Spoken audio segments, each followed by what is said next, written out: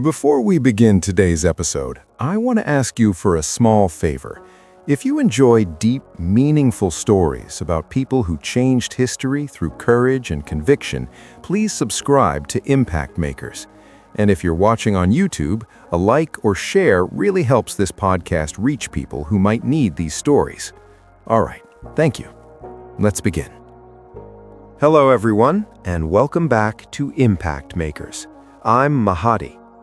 Today's episode is one that has stayed with me for a long time, not because it's dramatic or shocking, but because it's honest, heavy in the way truth often is. Today, I want to talk about Umar Mukhtar, known as the Lion of the Desert. And before we go any further, I want to say this clearly. This is not just a history lesson.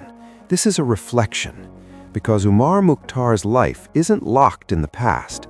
His story reaches into the present and quietly asks us uncomfortable questions about who we are and what we stand for. When we imagine heroes, we often imagine people who look extraordinary, young, powerful, loud, fearless. Umar Mukhtar doesn't fit that image at all. He was a teacher, a religious scholar, a man whose life was centered on learning, faith, and community. His days were not filled with battle plans. They were filled with guidance and education. He did not seek conflict. Conflict came looking for him. In 1911, when Italy invaded Libya, Umar Mukhtar was already settled in life. He had responsibilities, he had stability, and most importantly, he had the option to stay silent. That's something we don't talk about enough. Silence is often available. Comfort is often available. But Umar Mukhtar understood something deeply important. Silence in the face of injustice is not neutrality, it's surrender. And that's where his story truly begins. He chose resistance not because he loved fighting, but because he could not live with compromise. He understood that dignity, once lost, is incredibly difficult to regain. So he made a choice that would define the rest of his life. What followed was more than 20 years of resistance against one of the strongest colonial powers of that era. 20 years.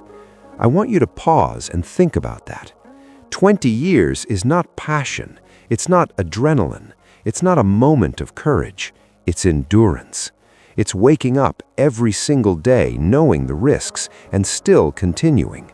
Knowing that you might lose people you love, knowing that there may never be victory in your lifetime.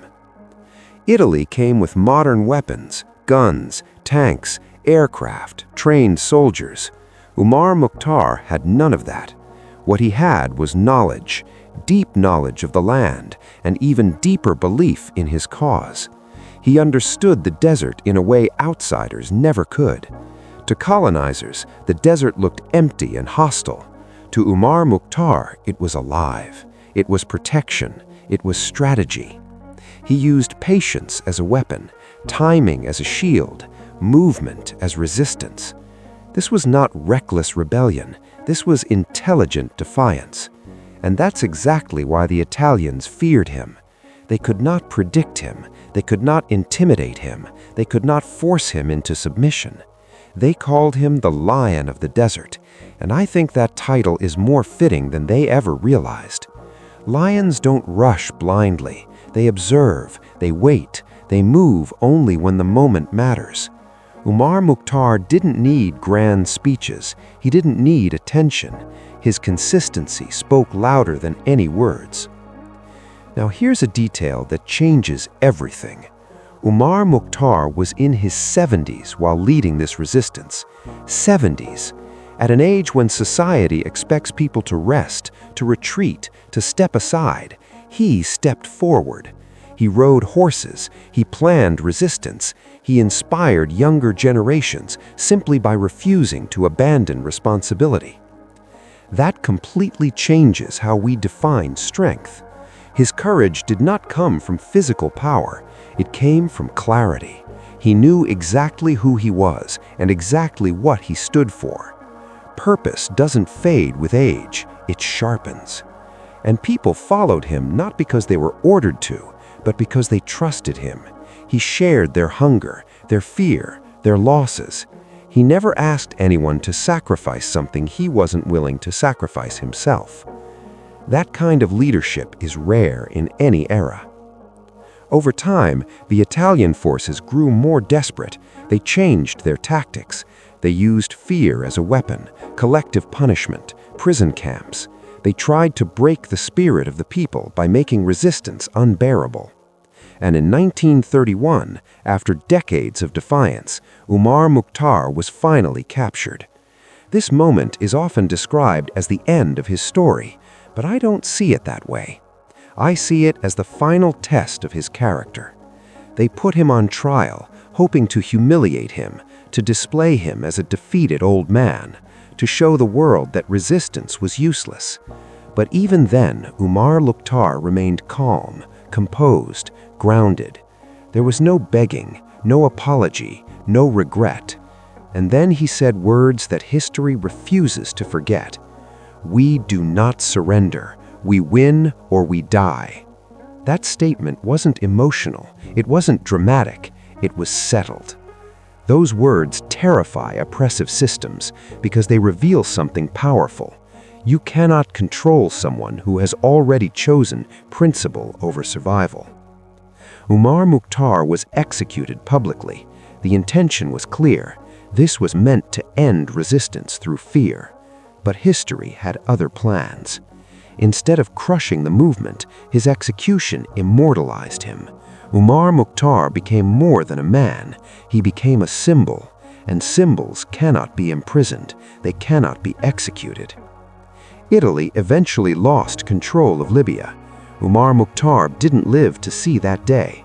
And that's one of the hardest truths in his story. Sometimes the impact of your courage doesn't show up in your lifetime.